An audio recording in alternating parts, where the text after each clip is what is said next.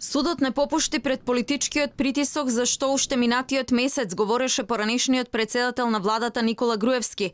Апелација денеска ја потврди затворската казна од 2 години за Груевски за набавката на владиниот Мерцедес, што СЈО го крсти тенк.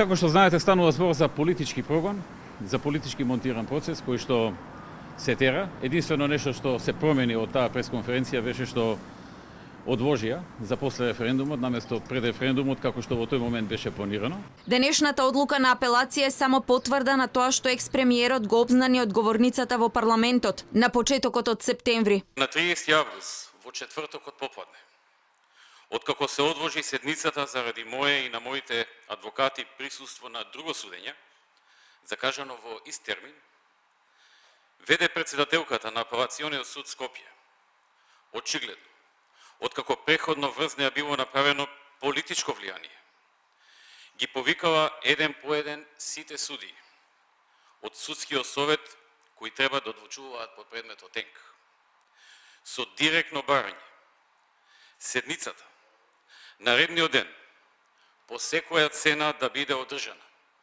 и да донесат осудителна одлука против мене. Поранешниот премиер Груевски е првиот кој ја плаќа цената на пропаднатиот референдум, но вели дека ваквиот судски развој што и го очекувал нема да му го промени ставот и тој нема да гласа за уставни измени. Не, јас нема да ги подржам уставните измени. Јас не можам да го изневерам народот.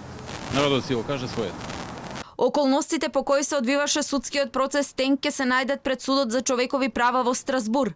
Иако адвокатите за време на целиот судски процес реагираа за прекршување на домашните меѓународни правни норми и принципи, сепак судот се оглушуваше на предупредувањата и како да брзаше да ја донесе одлуката.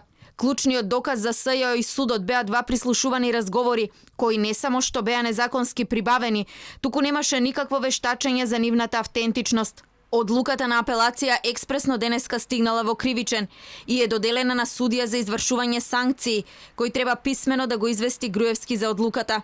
Тој има право да се жали на Врховен суд, но тоа нема да го одложи извршувањето. Вториот начин е да побара одлагање на извршувањето, на што има право и на жалба пред Кривичниот совет.